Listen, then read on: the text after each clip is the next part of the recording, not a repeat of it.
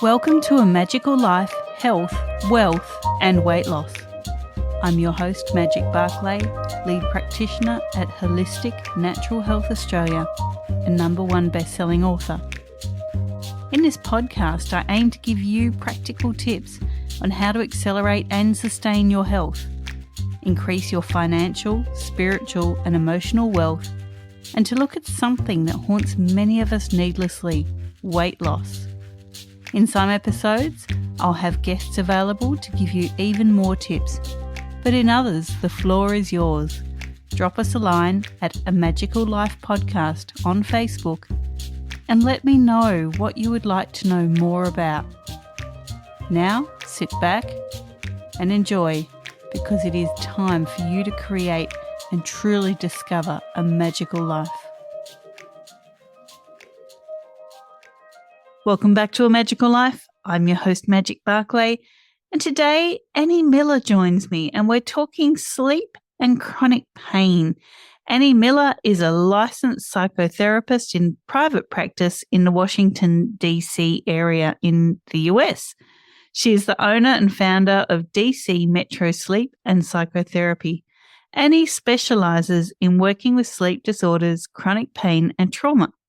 Annie uses a wide variety of evidence-based techniques, including CBT-I for insomnia, EMDR for trauma, CBT for anxiety disorders, and PRT, which is pain reprocessing therapy for chronic pain.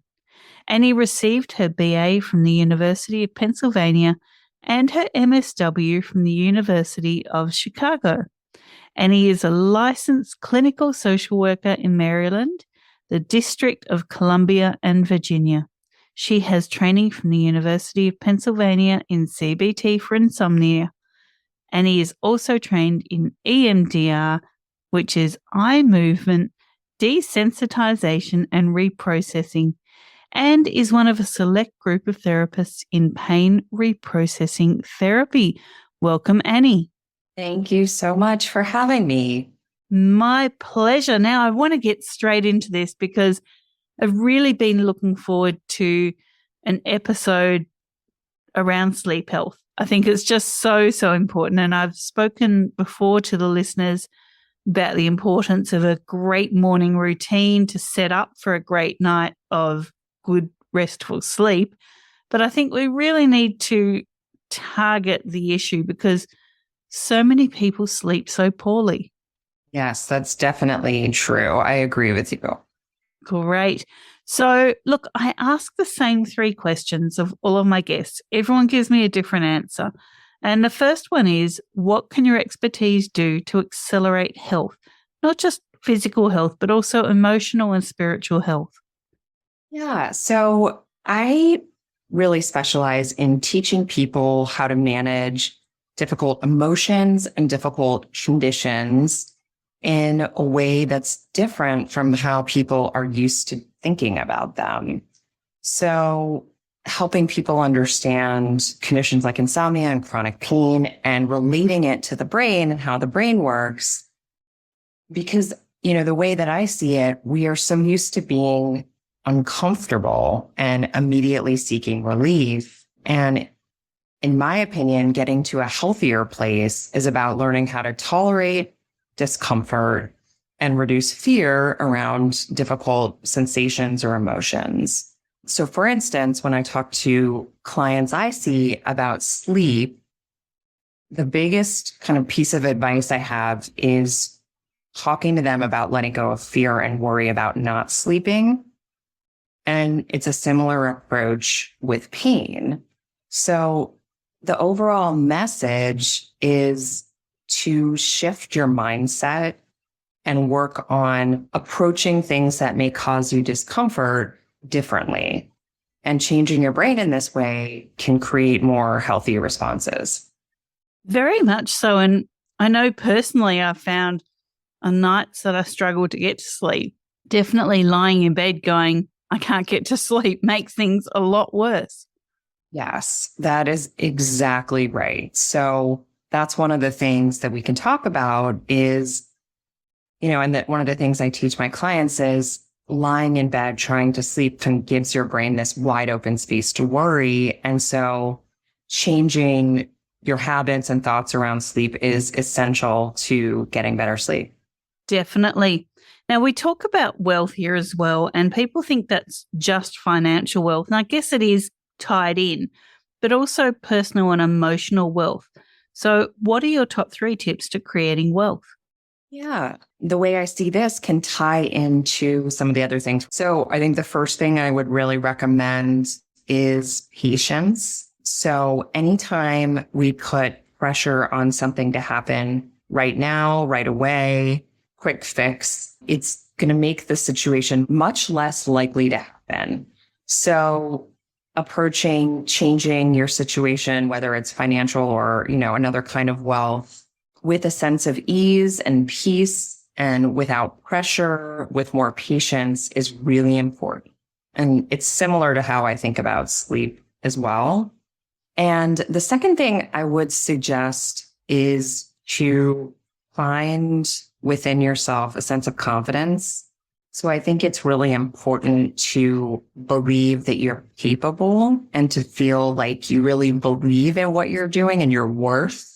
Like that you have something important to share, and to really dig in and find that self-belief. Because if that's not there, it's going to be really hard to be successful.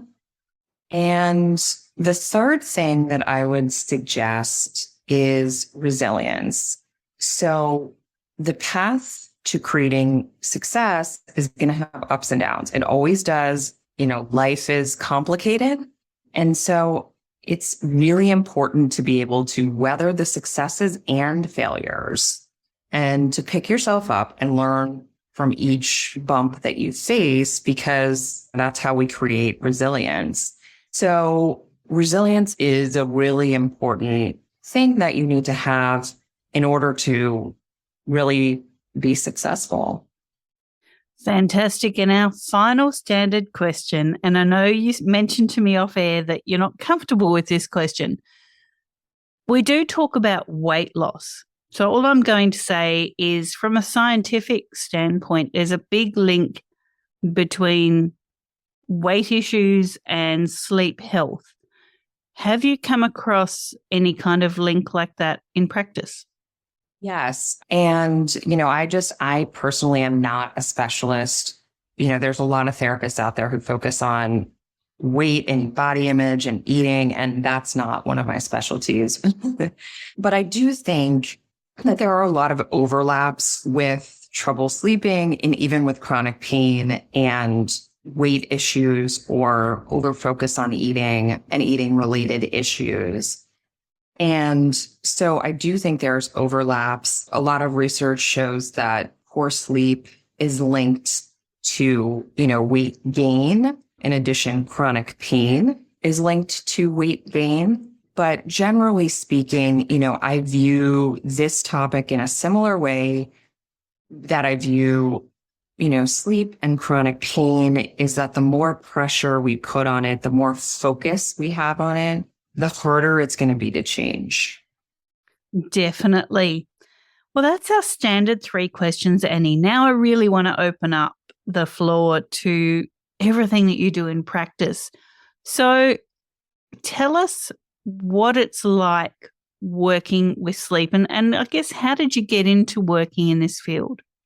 Yeah, great. So I had kind of stumbled into this field. So particularly with sleep, I was always interested in sleep because I kind of joke that I come from a family of 4 sleepers. And so, my knowledge of sleep and just kind of seeing this play out, difficulty sleeping, was there, in childhood from watching family members go through this.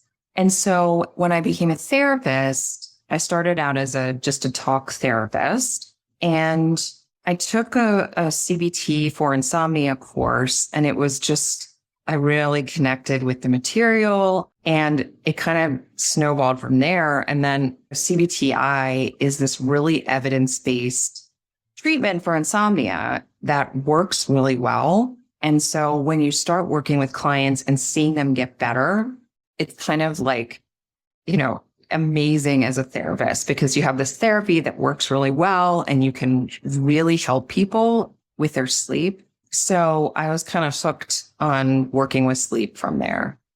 So how do you quantify good sleep or restful sleep? Like, what are people looking for? Are they looking for feeling refreshed in the morning, or are they looking for, feeling mentally refreshed? Like, what are the goals of restful sleep? And I guess how much sleep do we need to get? These are good questions because there are a lot of people out there who view their sleep as being, bad or not restful. But when we actually look at it, it's, they're doing pretty well, all things considered. So, I really base how restful sleep is on how someone's feeling, keeping in mind that there's a lot of factors that go into like feeling tired, for instance. It's not just about the sleep, but what CBT-I does is it helps refine your habits and thoughts to make it a lot easier to get restful sleep. And in terms of the number of hours, this is a really good question. And I think it's actually one of the common misconceptions about sleep that people have. Most people out there think we need 8 hours of sleep, right? And for you, right, you're working in nutrition, functional nutrition, right? And if we all needed to eat the same foods, that wouldn't make sense, right? It can't be true that every single person needs the same amount of sleep. So 8 hours has sort of become this standard, and some people do need 8 hours, but I would say most healthy adults need somewhere between 6 and 9 hours. For some people, 6 is great. And then there are short sleepers who actually need more like 5 hours. And that's a more unusual, but they're out there.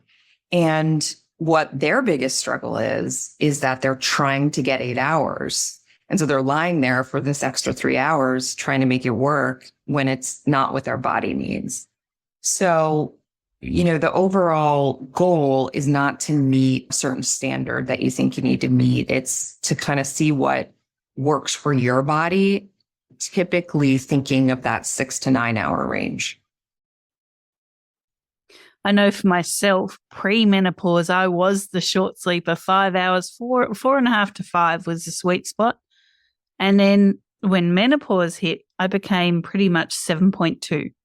So, Wow. Going to bed at 10 p.m. and then waking up at about 5:15 in the morning, even without an alarm clock. That's just the way it went after menopause. So definitely there is no set number that I've found for people. Like, try and get 8 hours for me at any point in my hormonal life just won't work. It's really interesting. No, I appreciate you sharing that because I think that's really helpful because for a lot of people, they're feeling frustrated and thinking that they're doing it wrong, but we're all different. We all have different needs. And just as you shared with your own experience, our needs change over time. So if it's one thing now, it may not be set that way. And, going through different experiences, like becoming a new parent, for instance, changes their sleep. Other big milestones in life sometimes change sleep. So yeah, it's important to have a broader perspective on it. Definitely. Now, what are some important things that you would like to talk to the listeners about? Would it be helpful for me to kind of give you an overview of how I work with clients doing CBT-I? Definitely. I'm sure many people haven't heard of what it is. Yeah. So CBT-I, again, is CBT for insomnia. And a lot of listeners may have heard of CBT, which is cognitive behavioral therapy. CBT for insomnia is actually different and it's its own thing. So what it's based on is changing thoughts and habits around sleep. And it's a really evidence-based treatment, meaning that there's a lot of research out there that's been done looking at how effective it is. And it's really amazing. I mean, most of the research shows that it's between 70 and 80% effective, which is amazing for a treatment that doesn't involve medication. So that's what it is. And then it's really about, these specific strategies that can impact what's called your sleep drive. So what sleep drive is it's that innate need that your body has to sleep. So we want to increase your sleep drive. And in order to do that, I have clients keep a sleep diary that has pretty specific questions to track their sleep. And then once I can see what their habits are and what their patterns are, I'll have them follow a set of rules. And specifically, we're doing no clocks in the bedroom. So that's the first thing I want them to do.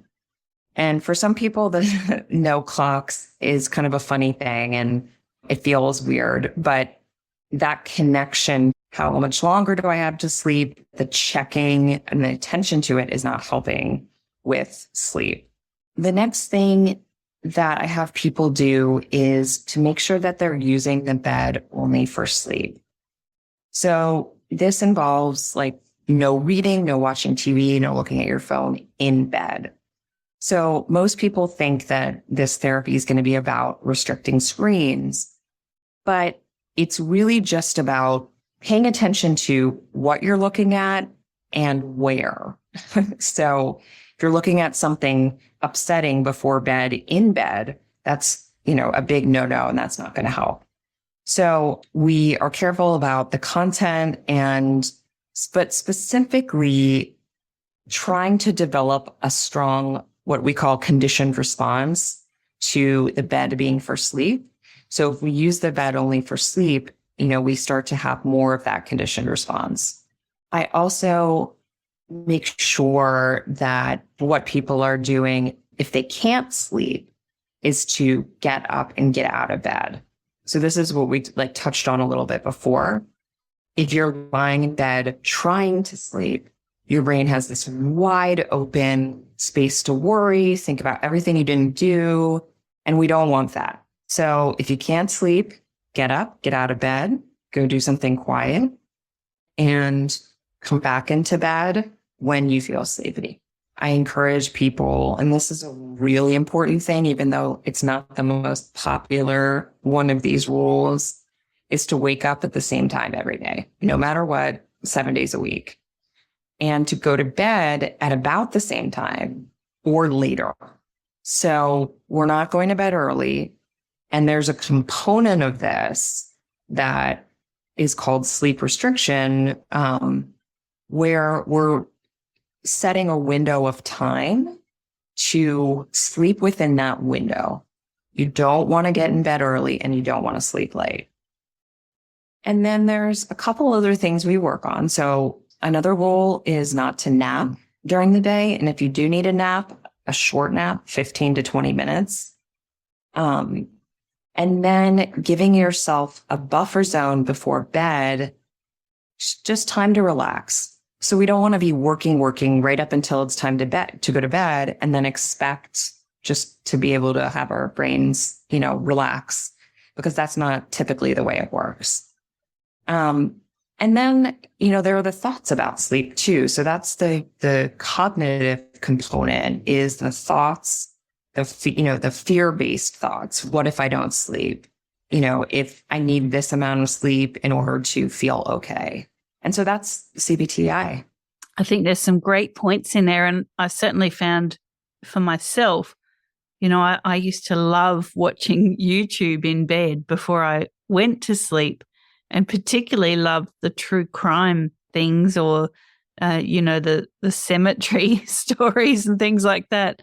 And it took me quite a while to realize that was actually stopping me from getting to sleep. So definitely, I love the tip of the bed is just for sleeping.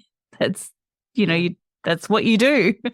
That's a great takeaway. Yeah. And if we think about this in terms of the idea of conditioning, so most people may remember conditioning from like a psychology class that they took, where we learned about Pavlov and the dogs. And so basically what we learned through that is we can start to condition ourselves to have a response. And with Pavlov, he would ring a bell and then feed dogs. And he did that consistently to the point where they would salivate and expect food after they heard the bell. And so we want to get in bed and have this very clear association. The bed is for sleep. And this is much more powerful than people realize it is, the way our conditioned response is. So we want a really clear association. Very much so. Now, something I've found with sleep is certainly in my clinical practice, a lot of people have cortisol issues. So whether their cortisol awakening response is off, whether, their cortisol is kind of switched around and so it's highest at the evening rather than the morning. So what are some ways that you help people stop that cortisol cycling response that's keeping them awake? Yeah, it's a good point. I would say most people that I see have some level of this problem. Many, many people they're more awake at night. They kind of have that cortisol push at night when it's really supposed to be that our body is releasing melatonin to make us feel sleepy, but it ends up being that our circadian rhythm gets shifted off. And, a lot of that's due to stress and anxiety and, the fear about sleep and stress around, bedtime can put our brain into that state as well. So, what I do with people is I mentioned this a little bit before, but it's to try to increase sleep drive. So getting your sleep drive higher basically is you're so sleepy when you start to do some of this stuff that you need to sleep. And it starts to shift your circadian rhythm back to, the natural, normal way that it's supposed to function. It's a little bit like ripping a Band-Aid off sometimes because we have to kind of go through a little bit of a tough point to get to having more functional sleep, having more sleep drive. So it can be a little uncomfortable sometimes to do this, but if you keep your wake time the same, so that's the starting point that I would recommend, is what happens with most people is that when you feel more awake at night, you stay up later, and then to compensate, you sleep later because, the thought is, well, I can't function if I don't get X amount of sleep. And so we just end up pushing it, and then it becomes a cycle that's repeating. So if you pick a wake time, no matter what time you go to bed, and you keep doing that the same time every day, eventually you're going to be really, really sleepy. So even if you get a very small amount of sleep, especially that first night, second night, you're going to get through the day, you're going to be okay, and you're going to be sleepy. And that's what we want. And that's kind of the process behind this. And I do it a little more based on what I'm seeing, from the person who's tracking their sleep and the sleep diary. And that part of it's important too. So when setting the bedroom up for good sleep or for healthy sleep, what are some tips that you have, like block out blinds, no light? What are some things that you find you're suggesting?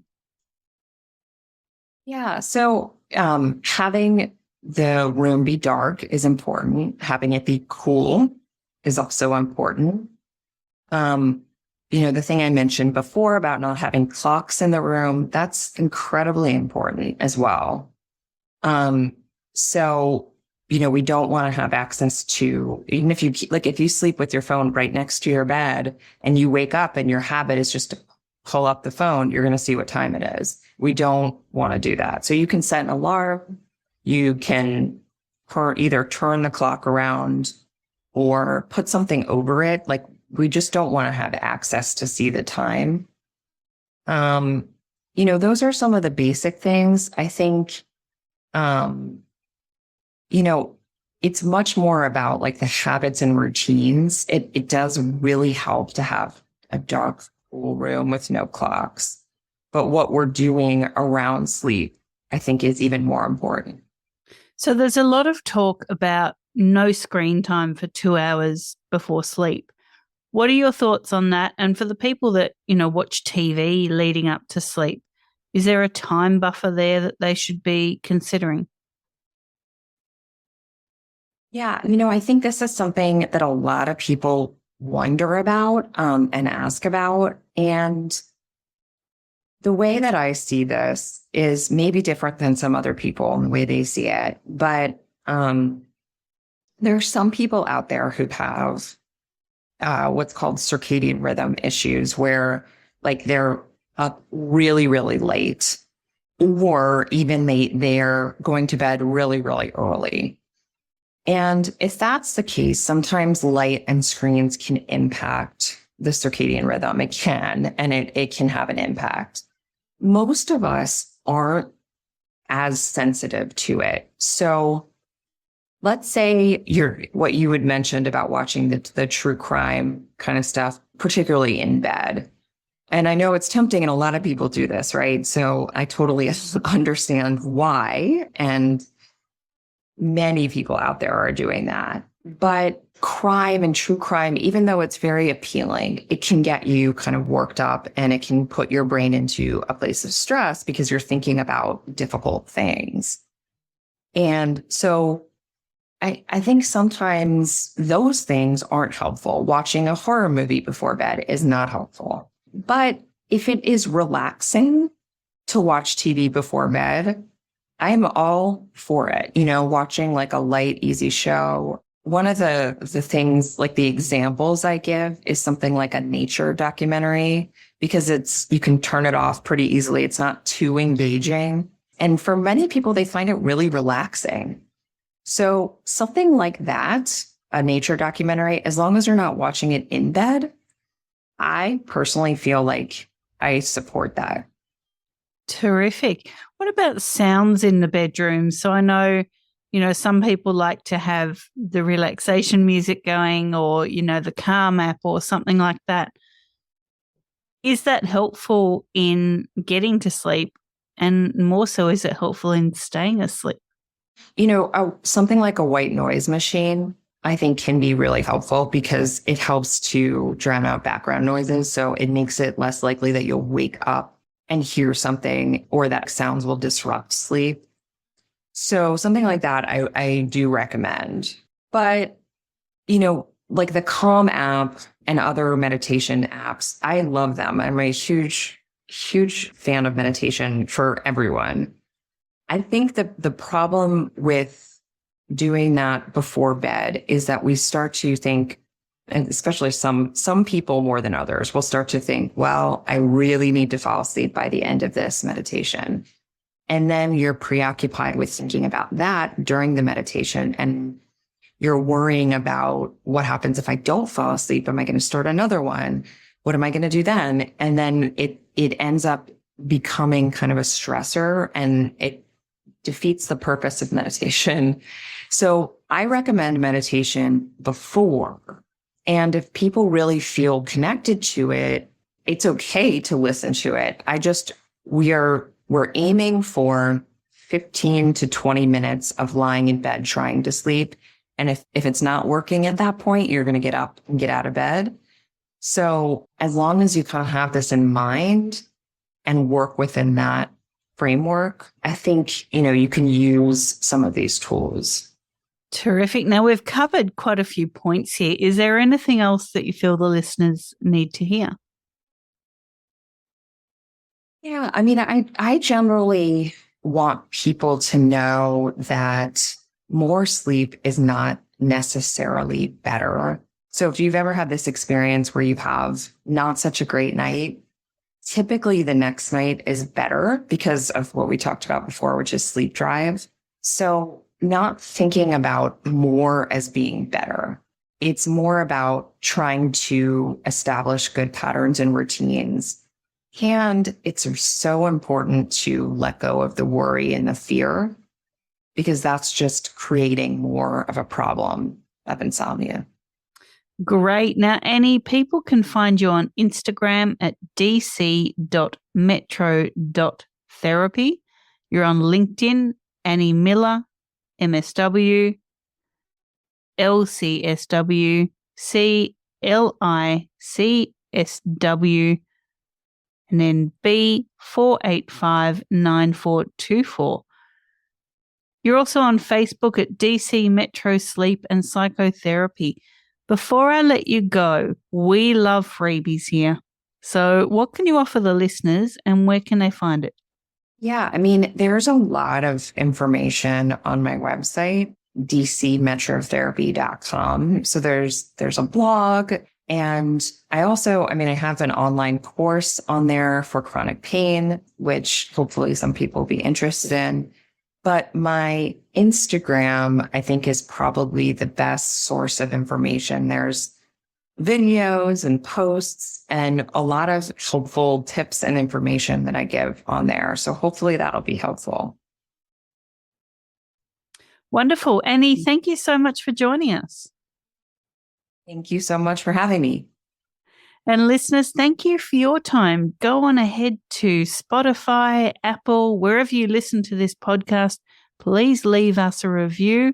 We certainly do appreciate all of your feedback. And for now, go forth and create your magical life. Thanks for listening today. Please subscribe to hear future episodes, leave a review, and share this podcast. You can follow us on Facebook at A Magical Life Podcast or at Holistic Natural Health Australia. That's holistic with a W. You can find us on Instagram at Holistic Natural Health or at www.holisticnaturalhealth.com.au. That's where you'll access all sorts of articles, freebies, and more.